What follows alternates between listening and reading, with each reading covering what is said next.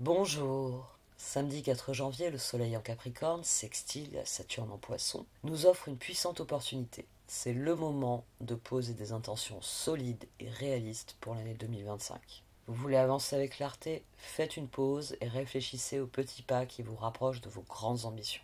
Hélas, la Lune en Poisson carrée à Jupiter rétrograde en Gémeaux peut saper toute motivation car cela nous rend conscients de l'impossibilité d'aller de l'avant pour l'instant. Surtout que la conjonction de la Lune avec Saturne en Poisson accroît le sentiment d'être entravé, d'être limité. Nous n'arrivons tout simplement plus à y croire vraiment car Saturne et Jupiter rétrograde soulignent nos faiblesses et nos manques. Heureusement, le Soleil en Capricorne, sextile à la Lune en Poisson en fin de journée, viendra nous réconforter. Il souligne que c'est par l'entraide que les choses s'améliorent. D'ailleurs, les proches seront serviables, vous devriez donc vous tourner vers eux, mais rapidement, car malheureusement, ce sextile ne dure que quelques heures. Allez, même si ce n'est qu'une heure de palabre au coin du feu, c'est toujours ça de prix, non? Voici donc le tirage sur le samedi 4 janvier. La Lune est en conjonction avec Saturne en Poisson, et le Soleil est sextile à cette conjonction. Mais voilà, on a un carré avec Jupiter rétrograde qui explique peut-être pourquoi on démarre la journée avec de très très mauvaises énergies, pas du tout en phase avec ce qu'on a eu sur les derniers jours. On a un 7 d'épée et un 5 de pentacle. On a une trahison qui nous mène à un sentiment de misère.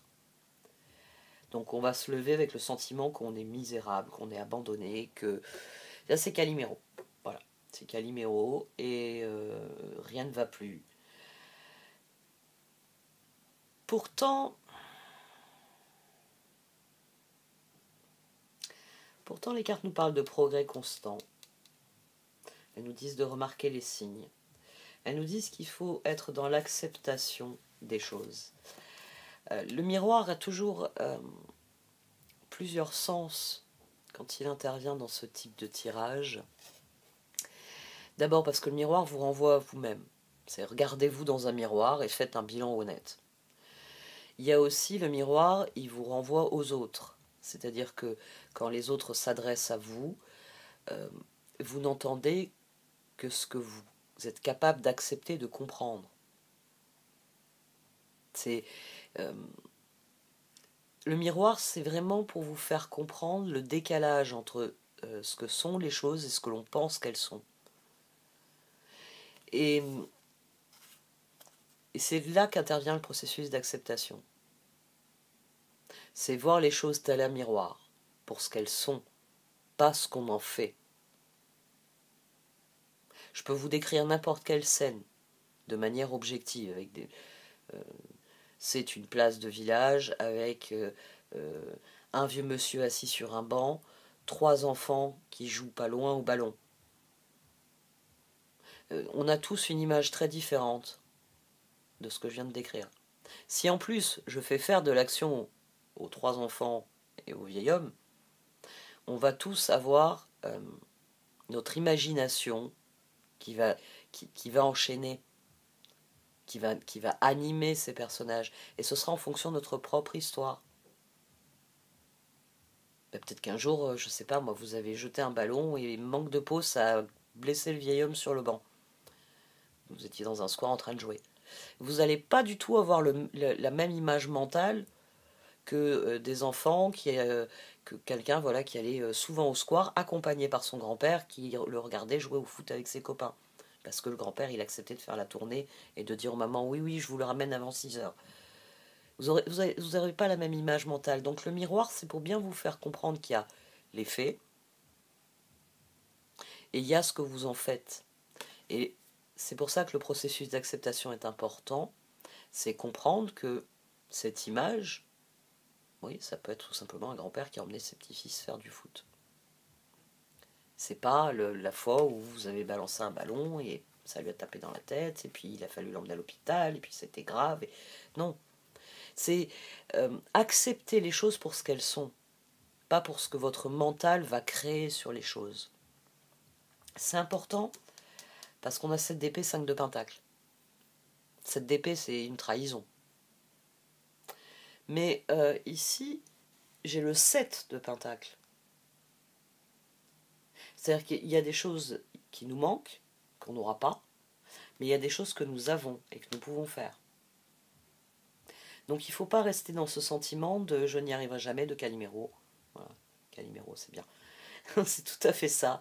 Je n'y aurai jamais droit, c'est pas pour moi, le monde m'en veut, l'univers m'en veut, le karma m'en veut. Non, parce que c'est le risque avec ces deux cartes. C'est ce type de discours. D'ailleurs, 7 et 5, 12. Et en dessous, j'ai quelque chose de très très significatif. Alors quand vous tirez ce trio dans un tirage, demandez à quelqu'un de vous soutenir dans ce que vous avez à faire.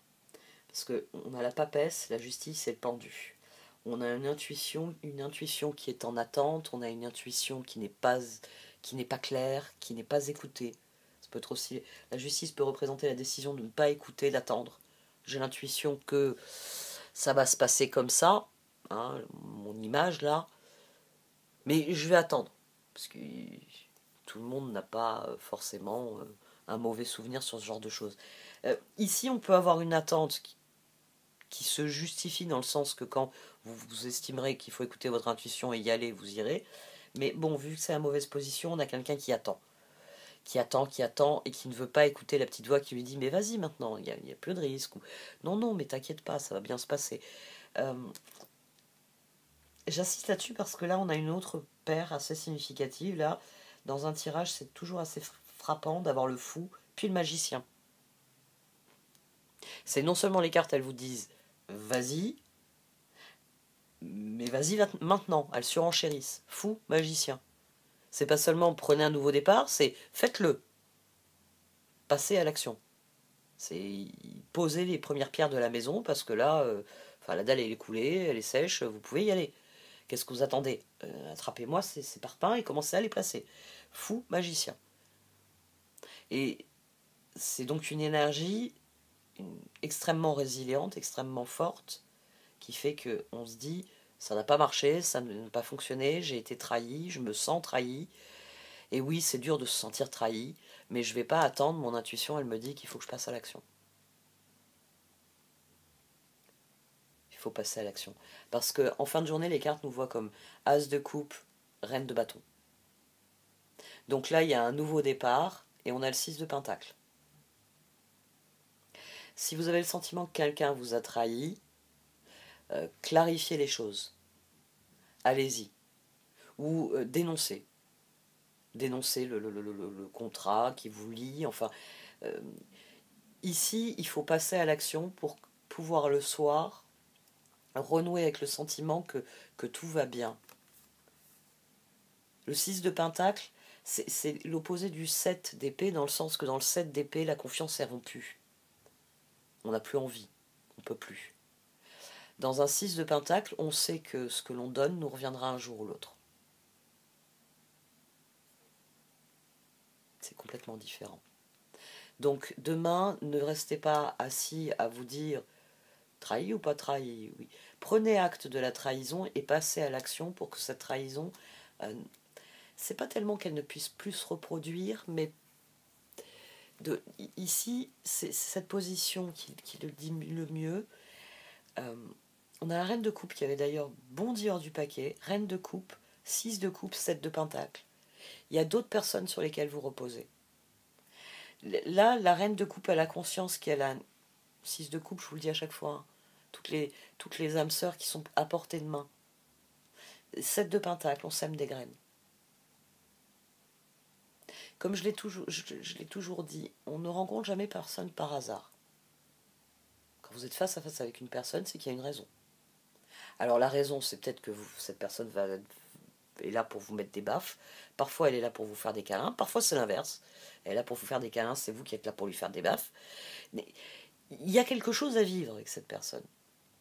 Mais au-delà de la personne qui va arriver devant vous parce que c'est votre rendez-vous de 11h ou parce que machin a décidé de vous présenter truc ce jour-là, toutes les personnes qui sont présentes, j'ai envie de dire géographiquement autour de vous, qui sont atteignables même avec les réseaux sociaux, il y a des âmes sœurs qui sont disponibles. C'est-à-dire que quand vous appuierez sur Entrée,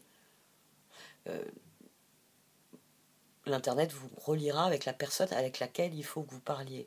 Quand on va en direction de la vie, quand on s'efforce de rencontrer une nouvelle personne, la vie ne nous présente pas des personnes qui n'ont rien à faire dans notre vie.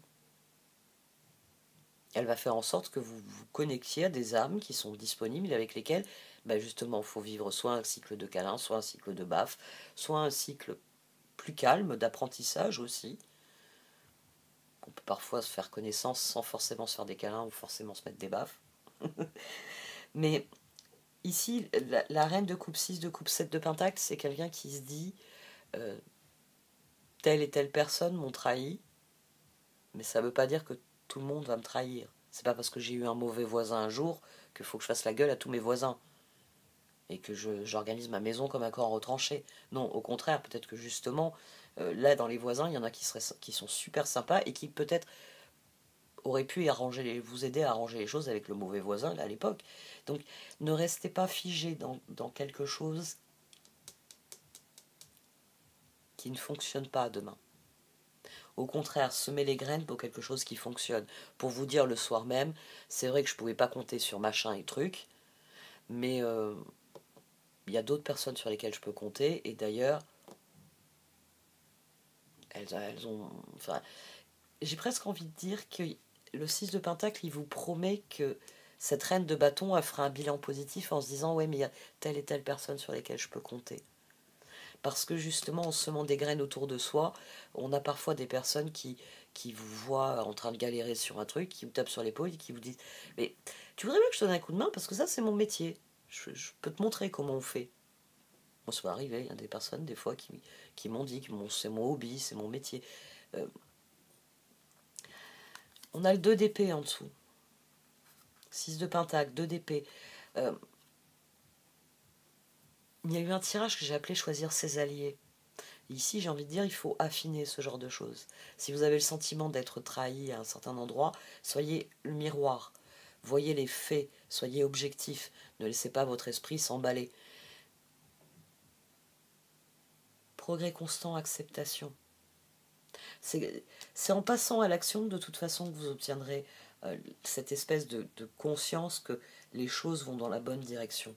Parce que progrès constant, à mon sens, c'est la conclusion de cette reine de bâton en fin de journée. Il y a une trahison ici, mais j'y ai remédié, j'ai préparé, j'ai donné. Finalement, c'est ça, c'est décider de donner qui va être important demain. C'est en nourrissant le 6 de pentacle. Ici, on se rétracte dans le 5 de pentacle sur le 7 d'épée. On se dit, oh, fou, je ne prends plus le risque. Ici, on se dit, ça en vaut la peine. Parce qu'il y a des personnes avec lesquelles ça vaut la peine de donner, donner, donner. Et puis un jour, elles viennent vous taper sur l'épaule et elles vous disent, mais si tu veux, et oui, on a souvent discuté, mais ça, je sais faire. Je te montre. Semez ce genre de graines demain. Soyez dans le... Si vous savez faire quelque chose, montrez que vous savez le faire. Apprenez-le à d'autres. Et préparez le terrain pour d'autres choses. Remarquez les signes. C'est peut-être aussi ça que ce magicien. Ici, il y a quelqu'un qui refuse de remarquer les signes. Qui se dit, oh là là, on va rester assis dans mon coin. Ils sont pas sympas, les gens ici. Il y a le désir de faire taire son intuition quand elle nous dit fou magicien. Et si je tentais avec cette personne? À mon sens, à mon sens, pour certains, ça va être ça. Le sentiment d'être trahi par quelqu'un, donc le refus d'aller vers d'autres personnes. Alors qu'au contraire, il va falloir aller vers d'autres personnes. Et c'est en allant vers d'autres personnes qu'on finit la journée en se disant bon, machin et trucs sont pas fiables, mais j'ai trouvé toute une petite bande, là, il y en a quelques-uns, ils sont plus que fiables. Bon, cette fois, j'arrête. Merci de m'avoir écouté, vous pouvez liker, commenter, partager cette vidéo. Au revoir.